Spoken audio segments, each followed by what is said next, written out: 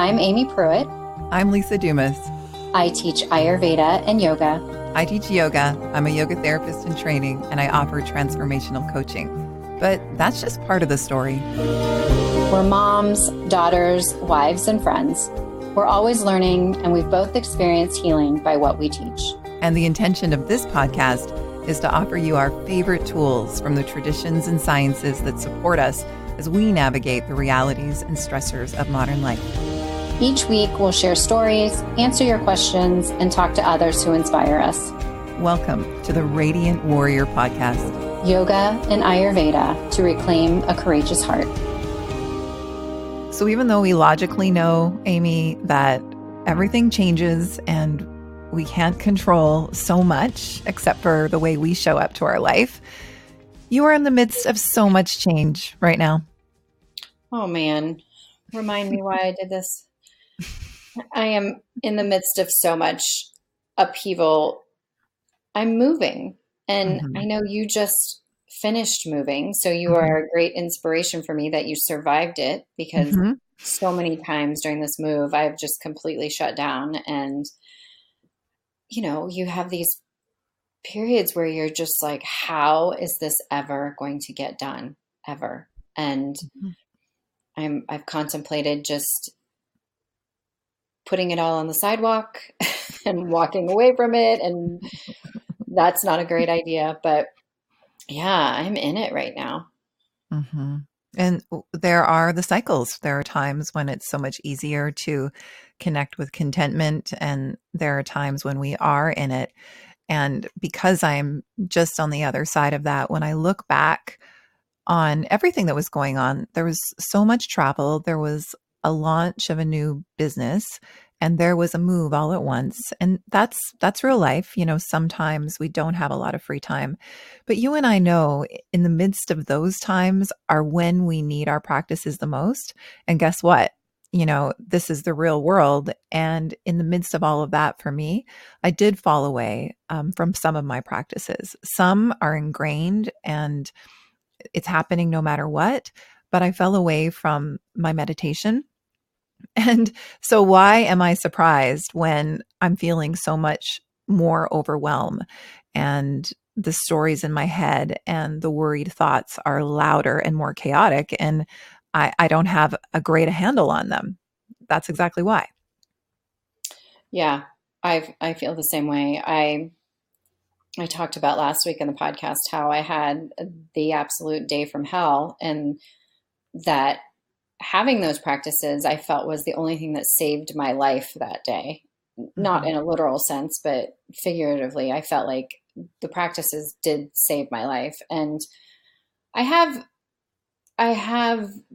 this thing where I own a yoga studio, so I am there quite a bit, and that keeps me tethered to the practices a little bit more than probably if I didn't own the studio, because I could come up with all kinds of excuses on why I had so many other things to attend to before I could make the time to get to a class or to get to meditation or to be in that space of quiet. And so I feel kind of lucky that I have this studio that I get to go to all the time, because it does keep me a little bit more closely tethered to the practices. But still, yes, in life, time gets away from you and then the day is done. And I haven't attended to my own self-care, my own meditation, my own physical movement. So yeah, I'm feeling it also. And this week for me, thankfully, I'm feeling a little bit more inspired, because I hear you. When you're in it, it's so much more challenging to connect with the heart, because it's really just mind, plan, and action. That's the reality of it. And something that is a simple thing, but it's hard to make time for, is to sometimes get together with those inspiring people that we have in our life. And actually, Sandra, you know Sandra, our listeners know Sandra. She is the clinical aromatherapist that was on our show a few weeks ago. She was in town and we were able to meet for lunch. And, you know, sometimes you just hear what you need to hear. And she had some words for me that reminded me, yes, just reminded me of what was important. And sometimes we need to hear that from outside of ourselves. We're not able to attain that just within ourselves.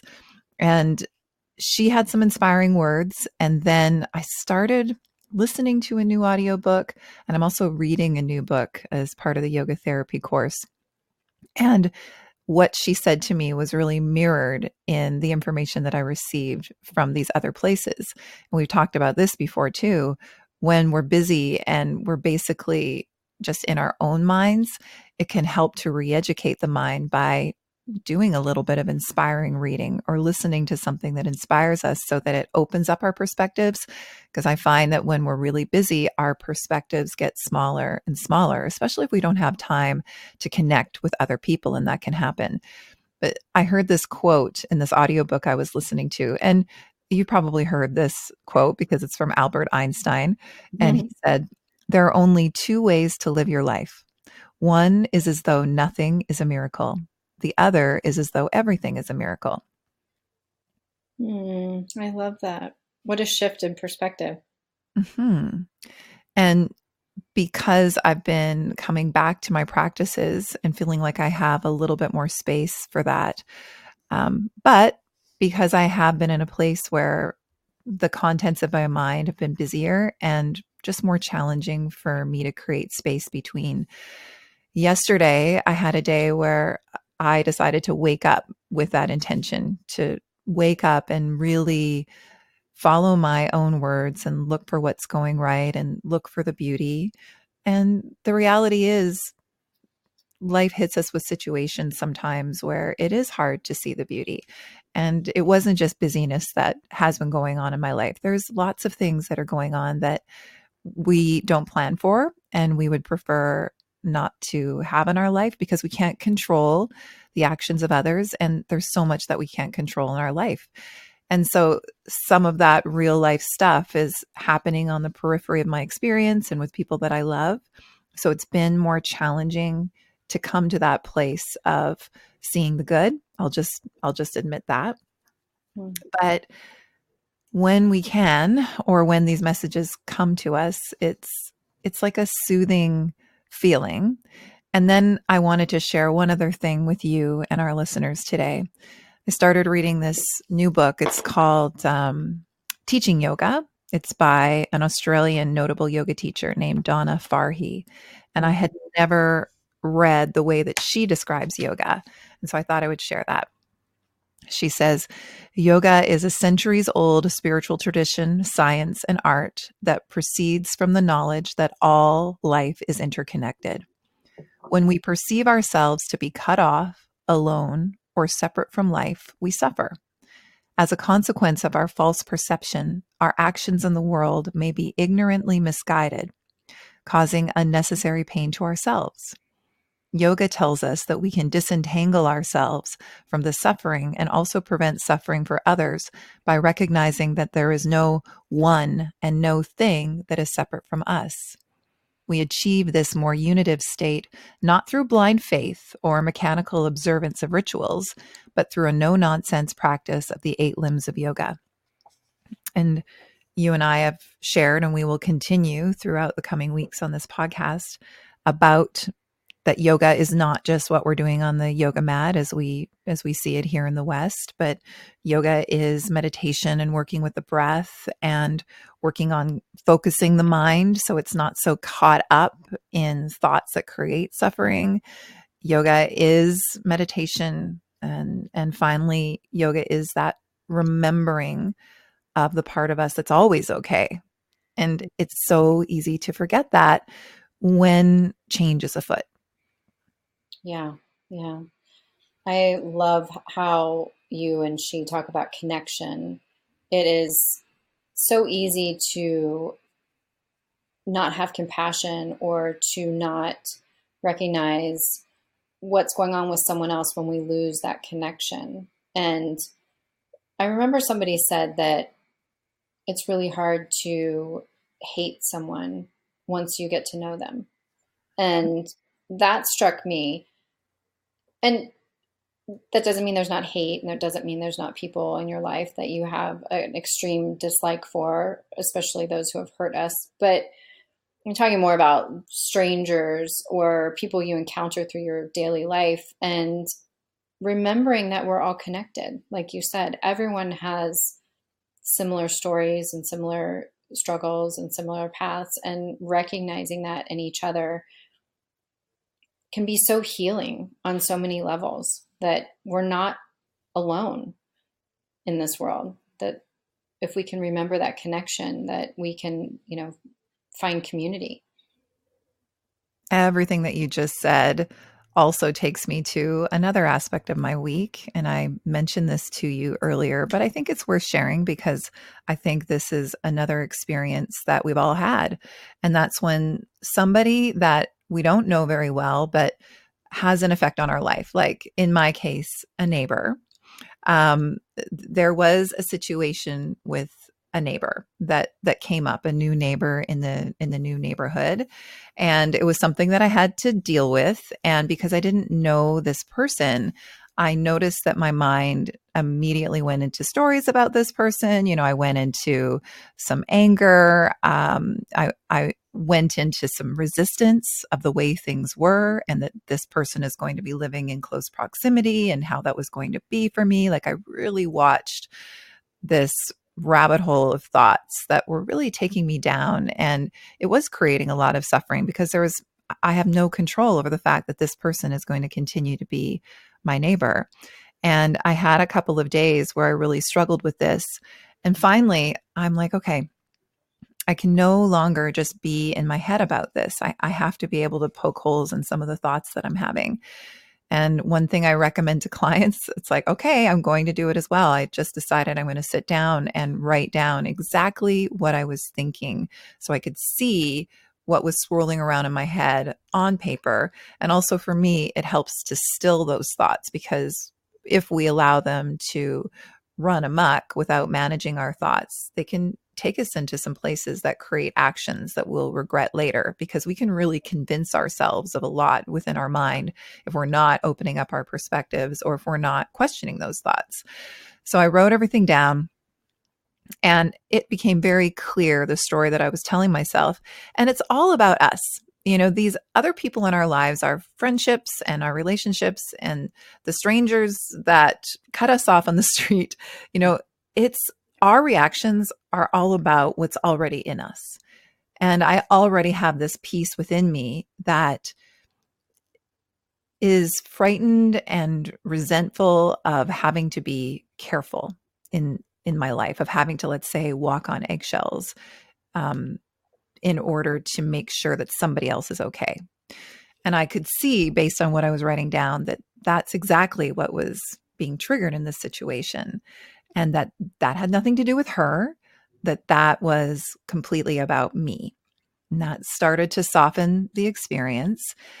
And then I remembered a practice that was recently taught to me in my yoga therapy school. And that was a practice that's known as just like me. And this is the beautiful thing about learning these tools and practices like we're teaching right now in our Radiant Year program, is you learn them when everything is okay, and then you have them when you really need them. And I needed to remember, because I think, I was feeling like she was an other. And that's wired in us. We do that. We've been doing that since the beginning of humankind. We other the other tribes. And so we still do that. And that creates a sense that we are alone and that we're disconnected from one another. And this practice is a way to feel more of that compassion and connection, and that we really are all in this together. And the practice is to think of this neighbor and to think, okay, she has a body just like me. She has fears just like me.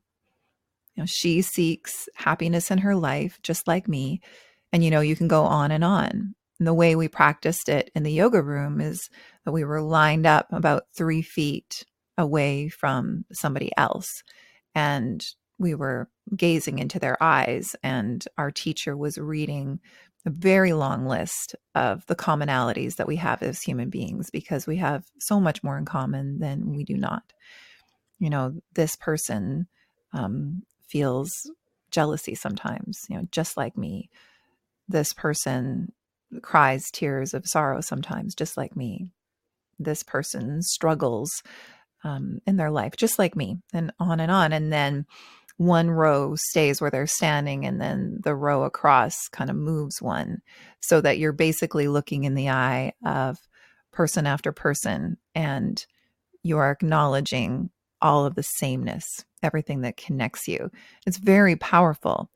And in this moment, I was really grateful that I had experienced that, because I was able to come back to this when I was in the midst of feeling disconnected from somebody else that I really did not know. How do you remind yourself to do that practice? I wouldn't have been able to if I didn't create the space. And I think that's a great question, because so often we're just reactive, and then we're just listening to our own thoughts, and our own thoughts are amping us up. And then maybe we're talking to other people about our thoughts, and we're gathering information about why we're right. And then our anger is swelling. This happens all the time. Mhm.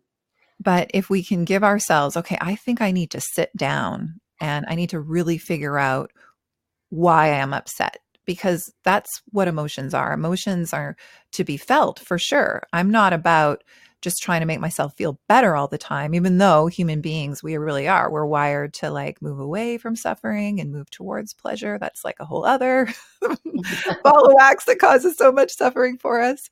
But I am about feeling what needs to be felt. However, it's unhelpful, I think, to feel emotions and not really take a moment to figure out what that emotion is guiding us towards. And there's a lot, I think, underneath the emotion of anger. Anger is like this signal of, okay, I have a need that isn't being met here. And usually that's not a need in present moment. That's like a need of your little one. And if I could believe it, here I felt so, I guess, I felt like there was a boundary cross from a neighbor. I felt so, what's the word I'm looking for? Like Violated. indignant. Like I felt indignant about it. Mm. And then when I looked underneath that, it was like, oh, this inner little one within me, it's triggering her because she had to be really careful not to provoke the ire of somebody powerful in her life. And I think if I ever feel, even in my marriage and in my friendships, if I feel like I have to be careful, it triggers that. But that's also so selfish on my part, because oftentimes I'm blind to the fact that, well, there is an entire other person and their path and their little one to consider. And so, to answer your question, I reminded myself of that because I gave myself the space to figure out what was going on. And then through the act, I think, of opening up my mind rather than just being so close-minded, the practices came back to me. It wasn't like I was looking up in my notes, like, what can I do to fix this? It wasn't that. I think it was that I softened and my heart opened and I was choosing love over fear, that the message came back to me like, oh, this is a practice to remind yourself of, that you're just like her in so many ways. And that has helped me so much. Like I feel completely differently about the entire situation. Mm. Have you had any more interactions with your neighbor to kind of feel out how that would be moving forward? Because I felt really clear within myself, Mhm.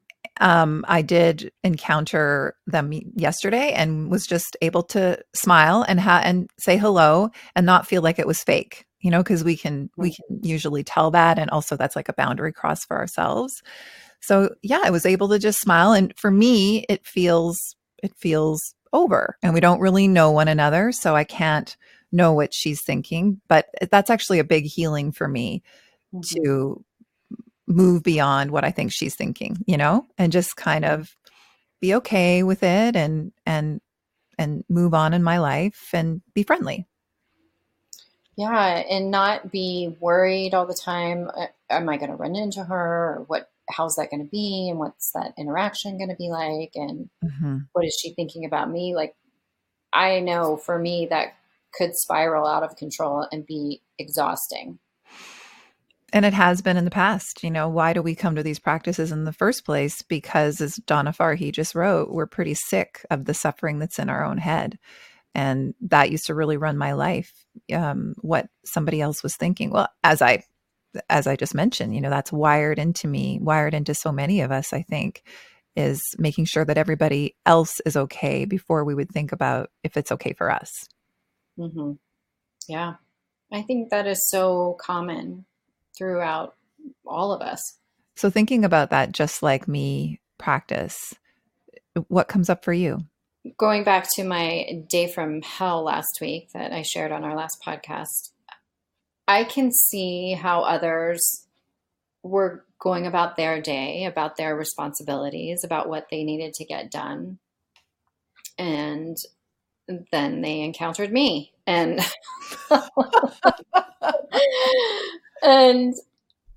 I was not having the best day, and really was my stress had reached its boiling point, and I'm sure I was not an easy person to encounter. And just like me, they have lives and responsibilities and accountabilities, and just like me, they had jobs to do. And I get that. And it's a little bit softer for me not to hate them so much.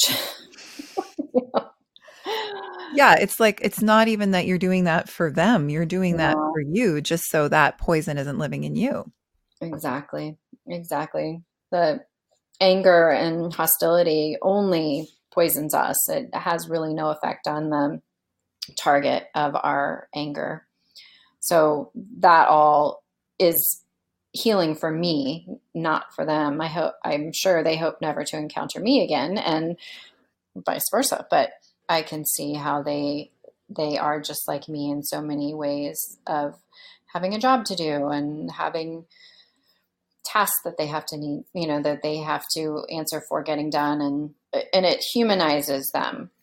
It takes the villain out of them in my eyes, and makes them human as well. Oh, that's such a wise thing that you said.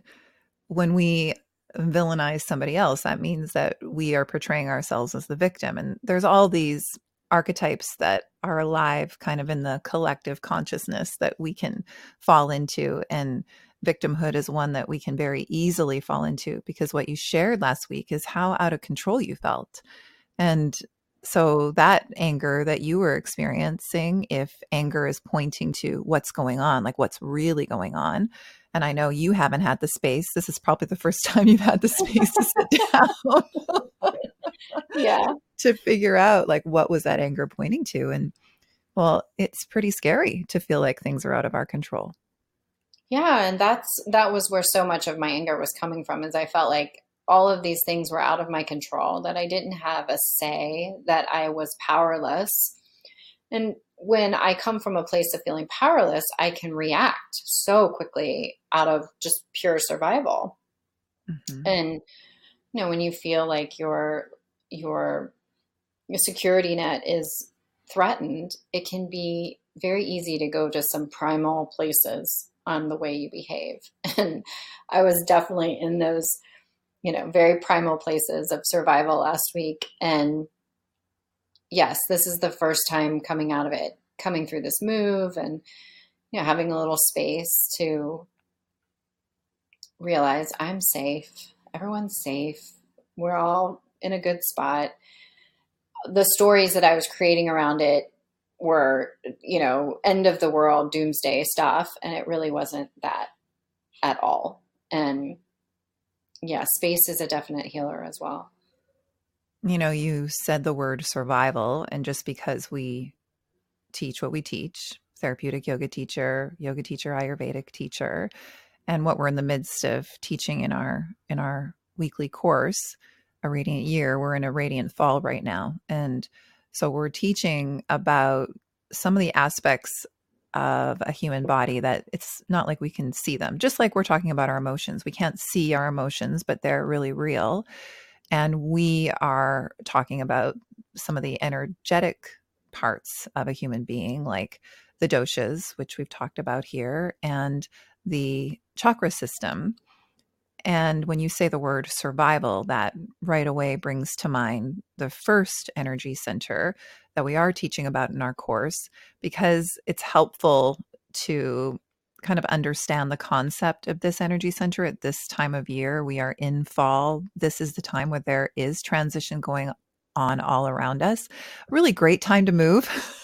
Oh my God. In one way, it kind of is. Like last week, we were talking about things that could become a spiritual practice in our day to day life. Like, really, our entire life is a spiritual practice, technically.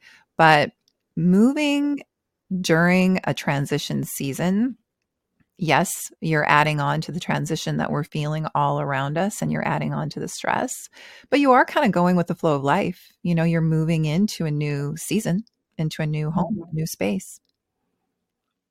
Yeah. And as I embarked on this, part of the fall season and Vata dosha is inspiration and creativity. And we love to think and dream and, oh, it's going to be like this and that. And, I can see why we both were drawn to these moves that we made, because that's part of the season is change and growth, and it's so inspiring and it's so fun to think about.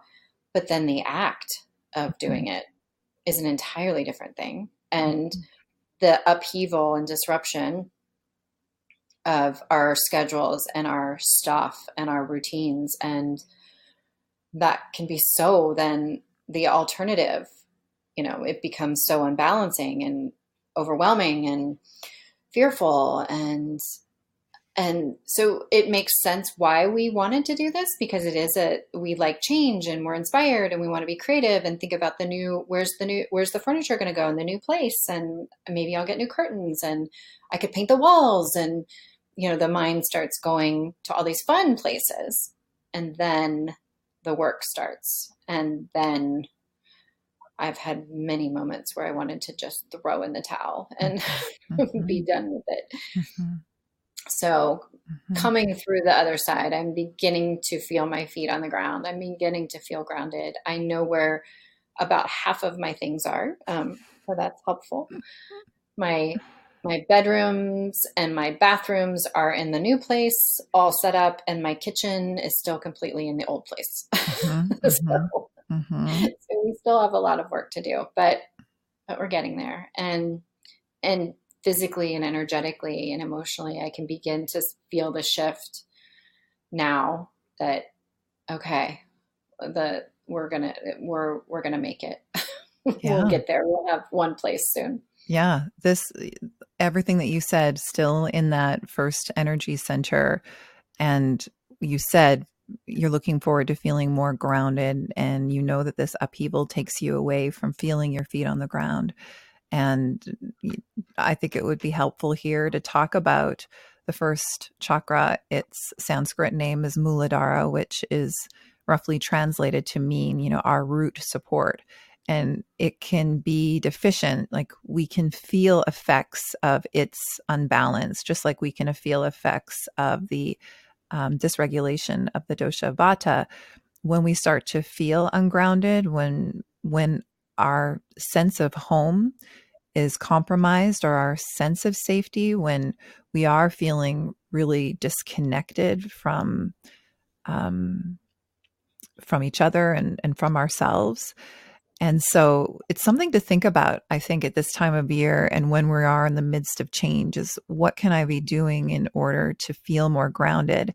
And if you are interested in the chakra system as a healing resource, I mean, you don't even really have to fully understand it, because it is something that we can't see, but it is very useful.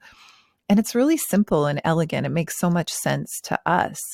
But even in the midst of a busy day, can we stop and feel our feet on the ground? Can we do things that we know ground us by drinking warmth and eating things that are grounding and warming?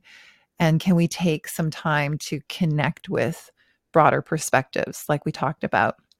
And that's Mhm. how practices like a few pages of some inspiring reading or remembering this practice that we offer you today through our dear teachers, just like me. Mhm. If we feel less resilient when we feel ungrounded and very busy, that's when we can get triggered. Our old stuff can get triggered by the comments or actions of others, which we can't control. And so it's easier to feel anxious and it's easier to feel more of the contrasting shades of emotions and not to not feel that, but Mhm. to see it as a clue as well, to see it as a clue that something is off and what in me is wanting and what needs does that little one in me have. And I Mhm. think that's something that I would just offer today. I will always offer when we feel really in our head, write it down. Um, our teacher, Ashley Turner, who's also been on this podcast, she had a teacher, Mona Miller, that taught her to thought rinse when the mind is really busy. Write it Mhm. down because it's out of your head then. And it really is easier to deal with because when you see it in black and white, it you're better able to poke holes in those thoughts because you can see how they don't serve you and you can see where they might be originating from, what beliefs that aren't immediately accessible to us might they be sprouting from. And it just helps us to be softer with ourselves because it is ultimately it's about us and it's about how we're choosing to see the world. And we have our own lens. We have to remember that. And our first reaction is not about choice. Our first reaction is about that particular lens, just because of our makeup and how we grew up. And then even what we inherited from generations before. That's been proven, right? It's not just what we lived through, it's what our ancestors lived through. And so much of that is in us. So more compassion for ourselves and to know that it's so easy for that little one to be rewounded when we haven't really reclaimed their story. But all these practices help us to do that. Yeah, the putting it down on paper has always brought me so much clarity because when left alone with my thoughts, only in my head, man, they can run amok and they can weave these horrible, awful stories. And putting it on paper seems to shed light on it and bring it out of the dark and into the light, just the same way shame has a hard time living in the dark and lies have a hard time living in the light and Mhm. lies have a hard time living in the light. I feel like the same thing with your thoughts. So such a good practice of writing it down because like you said, poking holes in it just left and right. Like what is actually true? What is actually true here? Because when left alone with my thoughts, boy, that can be a scary place to be. Yeah. And you know what? Just like me. Mm-hmm. And that's one that is true for all of us. Left alone with what's going on in the mind, there can be a battlefield in there. And depending on what's going on in our life, because horrific things happen. Mm-hmm. And these practices at times aren't going to be enough. At times we've just got to get through minute by minute. And at times you'll listen to a quote like, nothing is a miracle. We could live that way, or we could live that everything is a miracle. And that is a lot harder to believe depending on what you might be going through. I get it. You and I today are talking about, the routine, the day to day, the stresses that can come up, and how a quote like that might actually change things. And last week, because we were talking about just the daily grind, because I decided to think about that quote yesterday and remind myself about that quote yesterday, you find yourself, instead of finding evidence for everything that's going wrong, which is how the brain typically works, if you decide to commit yourself to a quote like that, then you get into the situation where you're finding evidence of miracles. And a miracle in this context isn't like these, these big, amazing peak experiences, just like these little tiny sweetnesses in regular life. But it adds just some magic to everyday life. So here are a couple of miracles that happened for me when I was paying attention. I was in the grocery store, and I had just another minute to be in there before I had to go and pick up my daughter. And two of us came up to the checkout line at the very same time. And this beautiful woman said, you go first. And that is something that I often have the luxury of being able to do, is just let somebody else go first, if I'm not in a huge rush, but I was. And so I was thinking, oh, a little small miracle. And then as I was being checked out, this is a particular grocery store that if you've spent a certain amount, then you get immediately like a $20 off your order. And you never know when that's coming. And yesterday it was all my groceries were put through, and they're like, oh, you've hit your $20. Would you like to use it? Yes, I would. Thank you. Absolutely. So I left that grocery store, just feeling super connected and super in the decision to think that there's miracles happening around us all the time. And that was a lot more supportive than where my mind has been going lately. Yeah. And they are occurring all the time. It's just taking the time to be able to recognize it and stop and see it. I agree. I feel you on that one. In the midst of your move and everything that's happening, what are some things that you can now see, like if you took the time to think about it, that are actually like going your way, happening to support you? Like Just all the teeny tiny steps that have all fallen into place throughout this whole move, that we were able to find a place that was in our budget, that was pleasing, that is quiet, and it was available. We didn't find a place that we loved and find out that, oh yeah, we're booked or we're full, or, this finding our new place was pretty seamless. Like, we looked online at a few places and found this place and really liked it, and went to the office and they said, yeah, we have it available. And then I really feel like, and don't tell anyone else in my apartment complex this, but I think we got the best one, because it's on the first floor. So that's another miracle right there, that we didn't have to carry all of our stuff upstairs, and it's right on the corner. So we only have neighbors on one side, and the back of our place looks out onto like this forest, and looking around the apartment complex, I feel like, oh my gosh, like, don't they know? Like, this is the best one. Like, it just has this beautiful view. And so to have that happen, be available, be open, and like all the steps when you get a new place, you have to apply, you have to be approved, like you're leaving your old place, and are they going to give you grief about, the end of your lease? And so all those steps have happened, and that's been a miracle. And if any of those steps hadn't happened, yes, this has been stressful moving, but oh my God, I can't imagine if we were still searching for a place and we had already given notice at our other place. And then, all these fears and thoughts of, are we ever going to find a place? And then what's going to happen? And, we have a dog, and do they take dogs? And, so there have been many, many miracles along the way, but those are some big ones right there, that this place that we have landed is just, it already is beginning to feel like home.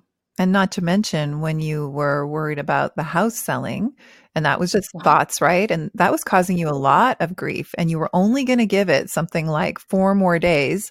And we talked about this on an earlier episode. When I was there, you had read about getting a little 6-inch statue of that saint and burying them in the front yard. And you did that. And by the time we spoke next, you had an offer. So that was definitely very miracle-like. it was a miracle that, yeah, we were coming to a self-imposed deadline that it was so hard living in the limbo of not knowing where we were going to live and were we going to move back to this house that we owned, which I didn't want to move there. It's far, and it was my plan B. And, but I also didn't want this to go on for much longer of not knowing where we were going to be. And so we had put that self-imposed deadline on that if it didn't sell by that end of that weekend, that we were going to take it off the market and move into it. And then, yes, while you were in town, we got the statue of St. Joseph and drove up there in the middle of the night and buried him on his head. And miracle upon miracle, we were in contract by the next Monday. And that contract has stood the test of time, where sometimes contracts fall through and, buyers walk away and inspections go bad and they find radon and, oh my God. And, all these things that could happen when you're selling a house.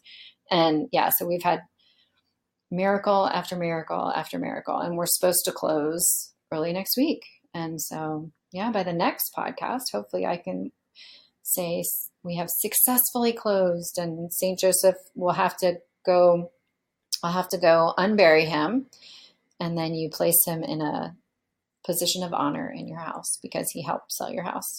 Or of your new house because he helped sell your old house. Oh, that's part of what you do with him. Oh, I imagine so. Yeah. You can't just leave him buried or just throw him out after that. Right.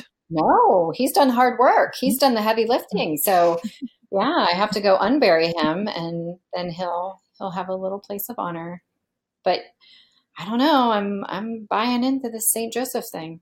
Okay. Well, I'm buying into, for another day here, this quote: "There are only two ways to live your life. One is as though nothing is a miracle. The other is as though everything is a miracle." I'm going to take that with me for the rest of my day. And I encourage our listeners to do that as well. And thank you to those of you who are asking to be invited to our private Facebook group, the Radiant Warrior group.